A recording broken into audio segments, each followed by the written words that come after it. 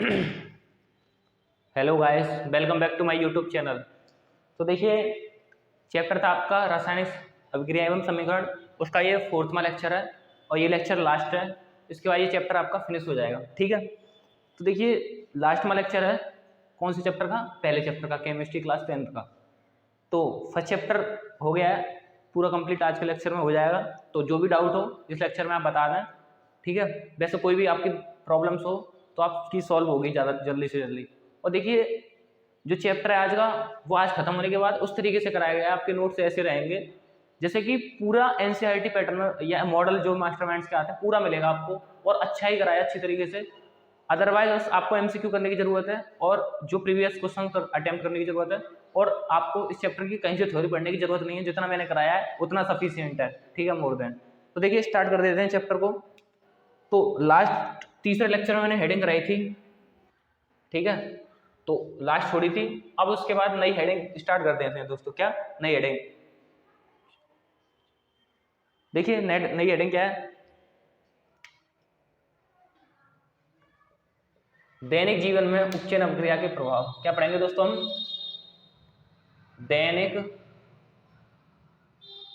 दैनिक जीवन में, किसमें दोस्तों? दैनिक जीवन में उपचयन, दैनिक जीवन में उपचयन अभिक्रिया। क्या लिखा है दोस्तों? दैनिक जीवन में उपचयन अभिक्रिया के प्रभाव। क्या दोस्तों? दैनिक जीवन में उपचयन अभिक्रिया के प्रभाव।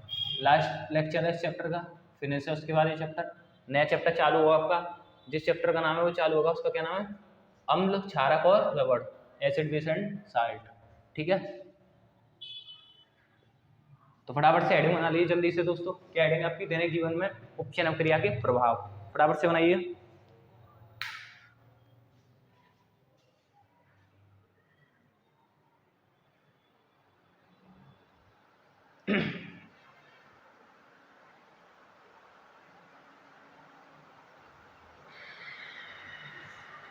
तो देखिए दोस्तों, स्टार्ट कर देते हैं फिर। सबसे पहला प्रभाव इसमें पढ़ेंगे हम संक्षारण। क्या दोस्तों हेडिंग है हमारी? संक्षारण। क्या हेडिंग है दोस्तों हमारी? संक्षारण। संक्षारण क्या होता है? संक्षारण क्या है दोस्तों? संक्षारण। देखिए, बड़े आराम से देखते हैं। संक्षारण बताइए। देखिए, संक्षारण क्या होता है? जैसे जंग वगैरह लग जाती है तो उसके लिए, जंग लगने के बचाव के क्या होते हैं? तेल लगाते हैं, कोलताल लगाते हैं, ये सब लेपन करते हैं जिससे जंग ना लगे किसी भी चीज़ पर। तो अब संक्षारण वही होता है, जंग लगना। तो बताइए, इसकी डेफिनेशन किस तरीके से बोलेंगे? फटाफट से बताइए।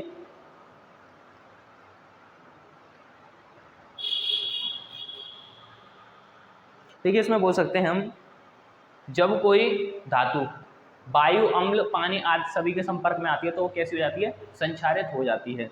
क्या बोलेंगे दोस्तों? जब कोई धातु लिख लेते हैं इसमें। जब कोई धातु, क्या लिखा दोस्तों? जब कोई धातु वायु, अम्ल या H2 ETC के संपर्क में आती है, संपर्क में आती है तो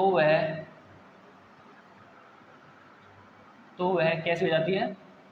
संक्षारित हो जाती है। संक्षारित हो जाती है मतलब उस पर जंग लग जाती है। कैसी हो जाती है? संक्षारित हो जाती है। जैसे एग्जांपल लिख लेंगे। देखिए, जैसे तुमने देखा होगा, तांबे के बर्तन जो होते हैं या तांबे का जो भी छल्ला हो या कोई भी सही, चेन सही, कुछ भी सही, तो उस पर हरे कलर की परत जम जाती है। तुम देखो, तांबे के लोटे में अगर हम पानी भर के रख देते हैं, उस पर हरे हरे कलर की सी कुछ दिन बाद देखेंगे तो जंग सी लग जाती है ना। तो और देखें हम चांदी पे ऐसे ही वायु के संपर्क में आती है तो उस पर काली कलर की परत चढ़ जाती है। कैसी? काली। और लोहे पर जंग का लगना। तो ये कुछ इसके एग्जाम्पल हैं। एग्जाम्पल लिखेंगे इसके। चांदी पर काली परत का आना। किस पर? चांदी पर। चांदी यानी कि सिल्वर पर काली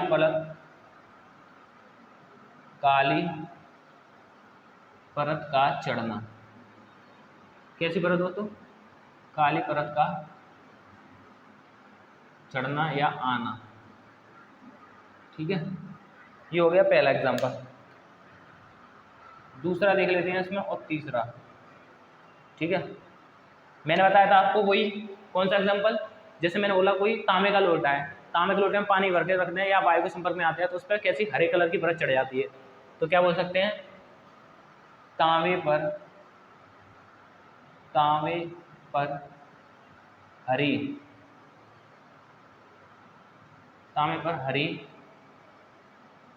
परत का आना। कैसी परत का आना दोस्तों, तांबे पर हरी परत का आना या चढ़ना। और एक हो गया लोहे पर जंग का लगना। क्या हो गया, लोहे पर जंग का लगना ETC। तो दोस्तों ये सारे के सारे एग्जाम्पल यहाँ से लेकर के यहाँ तक किसके हैं, ये आपके एग्जाम्पल संक्षारण के। संक्षारण जब कोई धातु है ना वायु पानी या अम्ल के संपर्क में आती है तो वो संक्षारित हो जाती है। एग्जाम्पल जैसे चांदी पर काली परत का चढ़ना, तांबे पर हरी परत का चढ़ना और लोहे पर जंग का लगना। तो इतने एग्जाम्पल आपको अच्छी तरीके से समझ में आएंगे। अब दोस्तों पढ़ेंगे हम विक्रगंधता। विक्रगंधता क्या होती है, क्या दोस्तों, विक्रगंधता फटाफट से हेडिंग बना लीजिए। विक्रगंधता क्या है दोस्तों, आपकी हेडिंग नहीं, वेरी इंपॉर्टेंट हेडिंग है आपकी दोस्तों, विक्रगंधता। क्या दोस्तों, विक्रगंधता।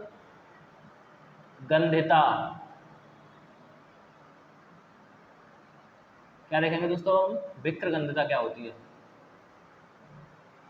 पहले आप इसे नोट कीजिए जल्दी से, फटाफट जिनसे समझाइए, समझ से चलिए, कोई भी दिक्कत नहीं आएगी आपको। विक्रगंधता क्या होती है और उसको पढ़ेंगे हम। ठीक है,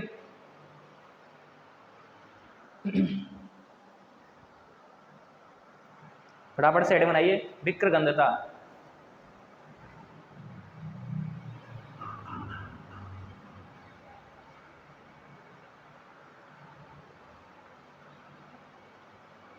देखिए दोस्तों इसमें समझते हैं हम विक्रगंधता क्या होती है।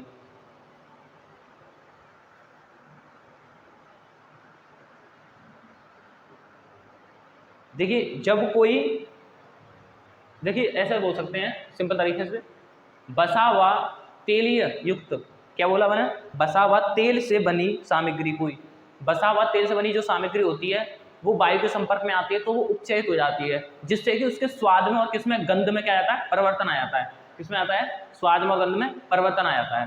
ठीक है, फटाफट से नोट कीजिए, मैं लिख देता हूँ इसकी डेफिनेशन। तो क्या होगा इसका डेफिनेशन, वसा व तेल से बनी, बसा हुआ तेल से बनी सामग्री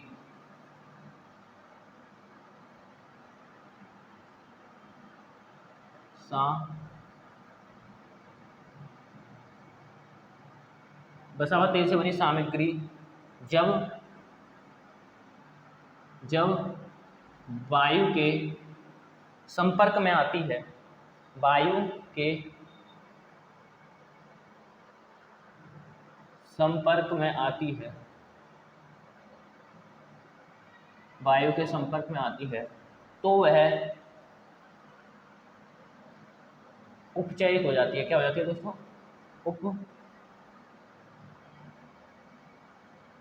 तो वह उपचयित हो जाती है। क्या हो जाती है दोस्तों, तो वह उपचयित हो जाती है, जिससे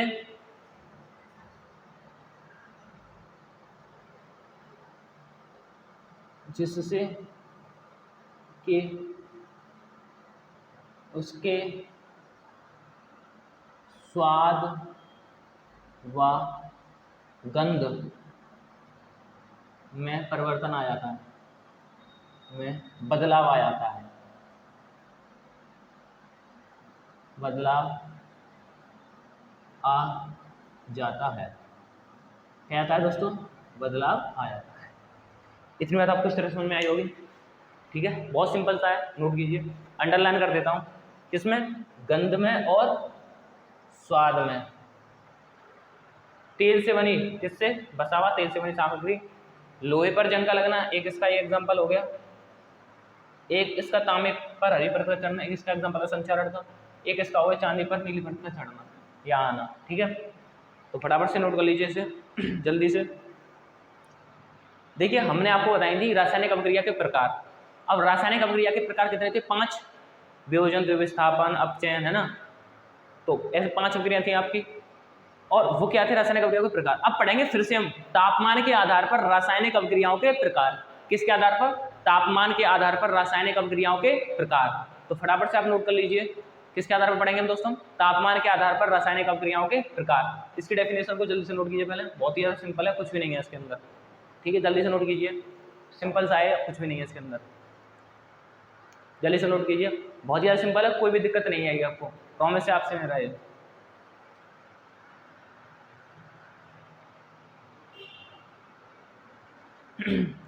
बहुत ही सिंपल तरीके से टॉपिक चल रहा हो और बाकायदा मैं हैंड राइटिंग करके लिखता चल रहा हूँ, तो आपको और लिखने में कोई भी दिक्कत नहीं आएगी। ठीक है, फटाफट से लिख लीजिए जल्दी से, बड़े आराम से साइंस का पोर्शन क्लियर करेंगे। देखिए, अभी से जुड़ जाइए मेहनत में, तो आपको आगे चलकर कोई भी दिक्कत नहीं आएगी। जितनी अच्छी आपकी मेहनत होगी उतना अच्छा आपका परिणाम होगा। तो देखिए, आप तैयारी इतनी खामोशी से करो, जब आपका रिजल्ट आए तो हाँ, आसपास के पड़ोसियों को भी ये लगे कि हाँ, बंदे ने वास्तव में मेहनत की थी। ठीक है, तो फटाफट से नोट कर लीजिए।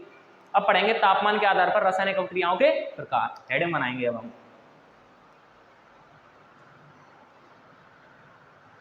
रफ करते हैं इसे हम।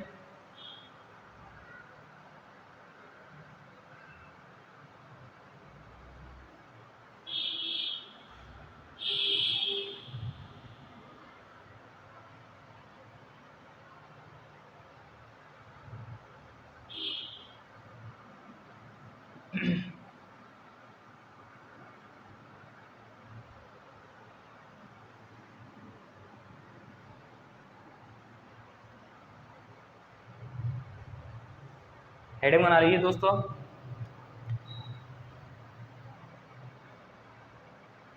तापमान के आधार पर, किसके आधार पर? तापमान के आधार पर रासायनिक अभिक्रिया के प्रकार।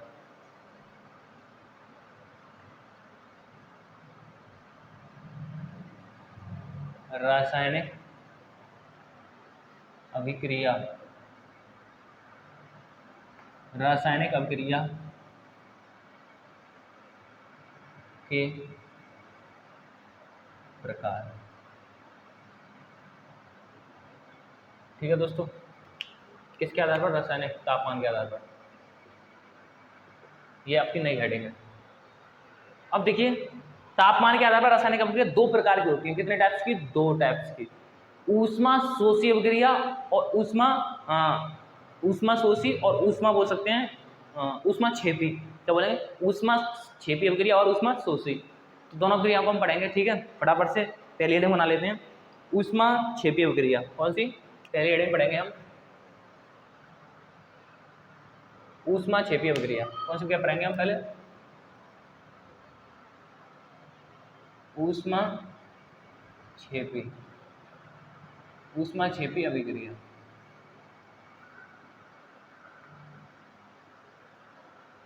पहली कौन सी अभिक्रिया पढ़ेंगे दोस्तों हम? ऊष्मा क्षेपी अभिक्रिया। फटाफट से हेडिंग बना लिए, ऊष्मा क्षेपी अभिक्रिया।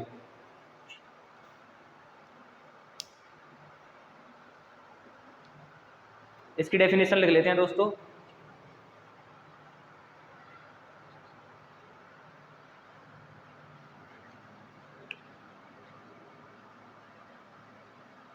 जिन अभिकारकों में, क्या दोस्तों? जिन अभिकारकों में उत्पादों के निर्माण के साथ साथ उत्पाद के निर्माण के उत्पाद के निर्माण के साथ साथ क्या दोस्तों, ऊष्मा का क्या होता है, उत्सर्जन होता है। ऊष्मा का उत्सर्जन होता है, क्या लिखेंगे हम, ऊष्मा का उत्सर्जन, ऊष्मा का उत्सर्जन होता है, साथ साथ ऊष्मा का उत्सर्जन होता है। ऊष्मा ऊष्माक्षेपी अभिक्रिया कहलाती है।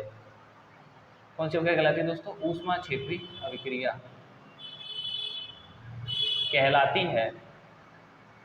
कौन सी अभिक्रिया कहलाती है, ऊष्माक्षेपी अभिक्रिया कहलाती है। ठीक है, डेफिनेशन समझ में आ गई होगी, सिंपल सी है, ऊष्माक्षेपी अभिक्रिया कहलाती है। जैसे इसमें एग्जांपल देख लेते हैं, प्राकृतिक गैस का दहन, क्या देख लेते हैं एग्जांपल, प्राकृतिक गैस का दहन। तो इसका एग्जांपल ले लेते हैं पहला,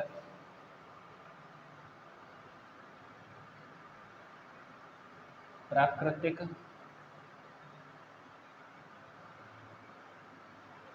गैस का दहन। किसका दहन दोस्तों, प्राकृतिक गैस का दहन। किसका एग्जांपल है, ऊष्माक्षेपी अभिक्रिया का। एक रिएक्शन सी है इसमें, फटाफट से नोट कीजिए जल्दी से।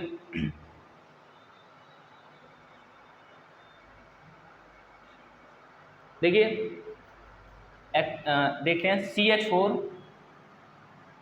प्लस जैसे O2 गिव्स टू क्या बनेगा तुम्हारा दोस्तों, दो हैं, एक C कार्बन के साथ मिलकर कार्बन डाइऑक्साइड बना देगा, यानी CO2 प्लस 2 यहाँ पे बचा, यानी कि क्या लिख देंगे 4H है तो 2H2O। तो ये अभिक्रिया आपकी यहाँ पे रिएक्शन प्राप्त हुई। ठीक है, सिंपल सा है, लिख लीजिए इसमें, CH4 methane gas, oxygen gas, O2 gas, ये क्या है, लिक्विड। फटाफट से नोट कर लीजिए दोस्तों, जल्दी से नोट कीजिए। इसमें अगर देखिए ऊष्माक्षेपी अभिक्रिया, तो वैसे लिक्विड के साथ साथ हम इसमें ऊष्मा भी निकाल सकते हैं, यानी प्लस ऊष्मा कर दीजिए यहाँ पे, प्लस ऊष्मा, तो ऊष्मा बाहर निकल जाएगी। क्या निकल जाएगी, ऊष्मा बाहर निकल जाएगी। इतनी अभिक्रिया है ये पूरी। ठीक है, ये तो हो गई ऊष्माक्षेपी। अब पढ़ेंगे ऊष्मा शोषी। ठीक है, इतनी बात आपको तरीके समझ में आई होगी, जल्दी से नोट कीजिए, बहुत ही सिंपल है। अब दूसरी वाली कौन सी है, ऊष्मा शोषी अभिक्रिया।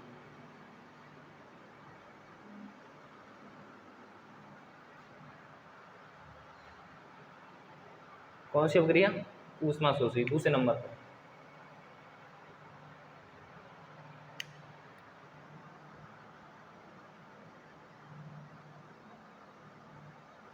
क्या है दोस्तों दूसरी, ऊष्मा शोषी।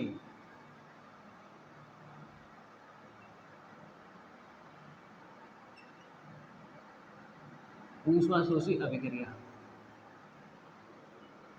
कौन सी दोस्तों, ऊष्मा शोषी अभिक्रिया। ऊष्माक्षेपी आपकी अच्छी तरह समझ में आ गई होगी। अब कौन सी पढ़ेंगे हम, ऊष्मा शोषी अभिक्रिया। फटाफट से नोट की जल्दी से।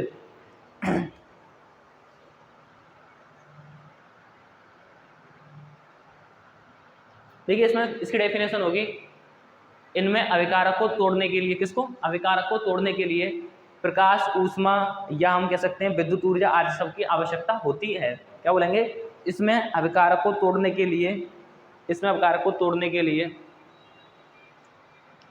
विद्युत ऊर्जा, प्रकाश व ऊष्मा की आवश्यकता होती है। इसमें अभिकारक, इसमें बोल रहा हूँ मैं, इसमें अभिकारक को, डेफिनेशन लिख लीजिएगा आप इसकी अपने आप। इसमें अभिकारक को तोड़ने के लिए ऊष्मा, विद्युत धारा, प्रकाश आदि सब की आवश्यकता होती है। ठीक है, ये होगी इसकी परिभाषा, ऊष्मा शोषी अभिक्रिया कहलाती है। अब आइए इसका मेन एग्जांपल। देखिए वियोजन अभिक्रिया आपने पढ़ी होगी, कौन सी, वियोजन अभिक्रिया। वियोजन अभिक्रिया 3 प्रकार की थी, ऊष्मा वियोजन, प्रकाशीय वियोजन और विद्युत वियोजन, 3 प्रकार की थी ये आपकी। अब इसके जो एग्जाम्पल है वो वियोजन अभिक्रिया ही है। क्या है, जितनी भी वियोजन अभिक्रिया की मैंने रिएक्शंस कराई थी वो किसके एग्जाम्पल है, आपके ऊष्मा शोषी अभिक्रिया के। तो यहाँ पे एग्जाम्पल में हम क्या लिखते हैं, डेफिनेशन तो आप लिख लीजिए, मैंने आप बोल दिया आपको, ऊष्मा शोषी अभिक्रिया, वियोजन यानी कि इसका एग्जाम्पल है वियोजन अभिक्रिया।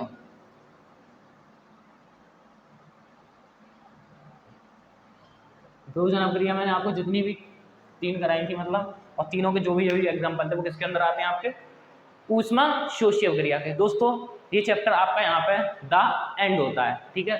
तो इसी प्रकार जुड़े रहिए, मिलते हैं फिर नेक्स्ट लेक्चर में और नेक्स्ट चैप्टर के लेक्चर में। तो जो कि आपका अगला चैप्टर है, इसके बाद कौन सा चैप्टर आपका, अम्ल, क्षारक और लवण, एसिड बेस एंड साल्ट, ठीक है। केमिस्ट्री का दूसरा चैप्टर है क्लास 10th का, बहुत अच्छी तरीके से कराया जाएगा, कोई भी दिक्कत नहीं आएगी आपको। और आशा करता हूँ यहाँ तक की बात आपको इस तरीके से समझ में आई होगी, कोई भी दिक्कत नहीं रही होगी। तो मिलते हैं फिर अगले लेक्चर में, नए चैप्टर स्टार्ट करेंगे फिर, है ना, नए चैप्टर को देखेंगे उसमें। तो तब तक के लिए बाय बाय, टाटा, जय श्री राम, जय श्री परशुराम।